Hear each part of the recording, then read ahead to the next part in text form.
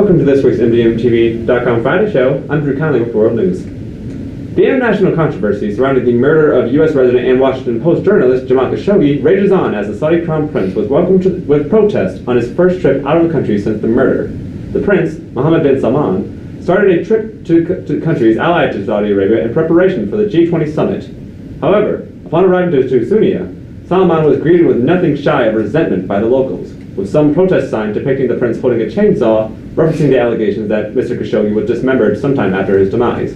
The sign also included text that read, "No to the pollution of the Tunisian revolution." Chants of the murderer is not allowed in Tunisia, and shame on Tunisia's rulers are common among protesters.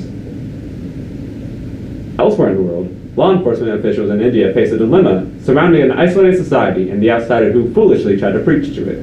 John Allen Chow, the Christian missionary from the United States, was found dead after 3 attempts to spread the religion to North Sentinel, an island upon which the Indian government forbids trespassing. This is due to the aggressive nature of the natives inhabiting the island. Officials are worried that a search for the body may cause searchers to interact with indigenous peoples on the island, potentially spreading diseases that they are not immune to. And certainly, the possibility of another violent incident is very real. The investigation continues, though the progress has been minimal at best. Next, we'll hear from Joe with National News. Thanks, Drew. A photo recently surfaced of a large group of male teens from Wisconsin high school raising their hands in a Nazi salute. One of the students involved in the picture, who did not participate in the salute, spoke about what happened.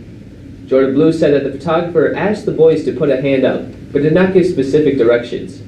He imagined they would give high fives or wave goodbye to their parents, but most students took it upon themselves to make the racist salute.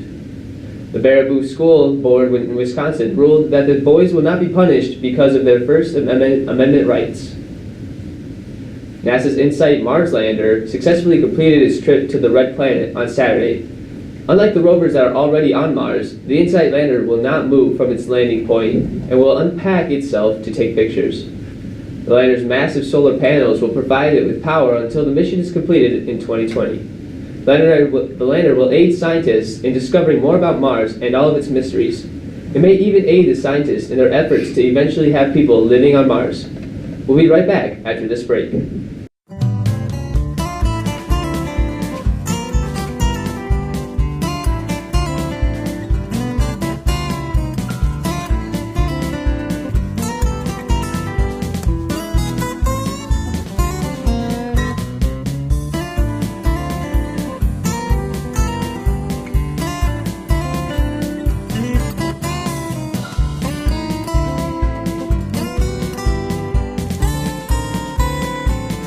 Welcome back. I'm Chase with State News. Kelly Roderbush was named Chief of Police of the Michigan State University Police Force on Tuesday, making her the first female officer to serve in the position. Roderbush has served 24 years on the force and will be the university's 5th police chief. She follows Chief Jim Dunlap, who served since 1969 and will be retiring at the end of this year. Roderbush stated, "I am both honored and humbled to be selected to serve as the next Chief of Police for the MSU Police Department." The Detroit police reported a shooting Tuesday between a repo man and the owner of a car that was being repossessed. The repo man was behind the vehicle attempting to tow it when the victim pulled a knife and was shot in the chest. Names have not been released, but police say the victim was critically injured.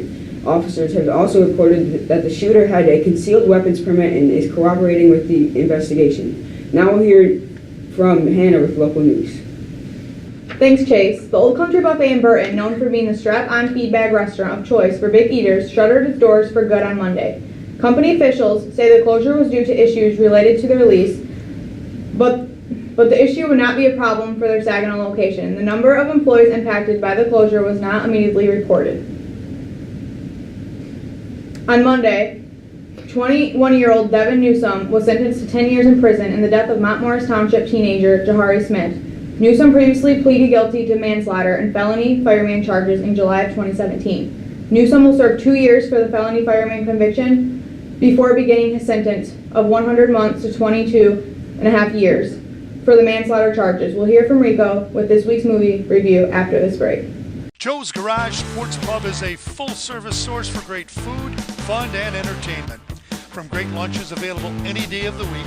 Thursday, 2 for the price of 1 pizzas and a variety of entrees anytime your appetite demands. Joe's Garage Sports Pub is ready to serve your needs. With entertainment ranging from bike and car nights to local, state, national sports on TV, as well as live entertainment, come on in and have some fun at Joe's Garage. We service all makes and models.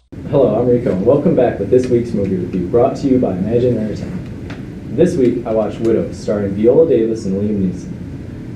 Widows is about the story of 3 women's debt after their husbands robbed the wrong criminal, leaving them to pay back the over $2 million stolen by their husbands. The movie plays out with a sense of realism that I haven't seen in film in a while, and the characters feel alive and interact with each other with raw human emotion and little cliche. The storyline has a roller coaster of a plot, with plenty of turns and suspense to keep you interested and invested in the story to make the 2 hours and 10 minutes of runtime go by almost as fast as the action. With a great cast and plenty of drama, this movie is a must-see if you're into action and have a few extra bucks to spend on the weekend. Now we'll hear from David with sports. Hello and welcome, I'm David Sackrader with sports. The Michigan Wolverines were unable to secure the Big Ten East after a huge 62-39 blowout loss to Ohio State last Saturday. The 7th-ranked Maize and Blue now look toward a favorable postseason bowl placement with the potential to make the college football playoffs now a remote possibility. The Michigan State Spartans ended their season 7-5 with a 14-10 win over the hapless Rutgers on Saturday. With the victory, the Spartans handed the Scarlet Knights their 11th straight loss. Looking to some hoops action, Michigan continues to look dominant after an 84-67 win over the North Carolina Tar Heels on Wednesday. The Wolverines face the Purdue Boilermakers tomorrow at 3:30 at the Chrysler Center. Michigan State dropped a close one in overtime to the Louisville Cardinals by a score of 82-78. They hope to bounce back with a win over the Rutgers Scarlet Knights tonight at 6. The Detroit Lions dropped to last in the NFC North after a 23-16 loss to the Chicago Bears on Thanksgiving. The Lions look ahead to the 10-1 Los Angeles Rams this Sunday from Ford Field at 1. The Pistons extended their win streak to 3 and moved to 11-7 on the season after a win over the New York Knicks on Tuesday. Blake Griffin led his team to the 115-108 win with a 30-point effort.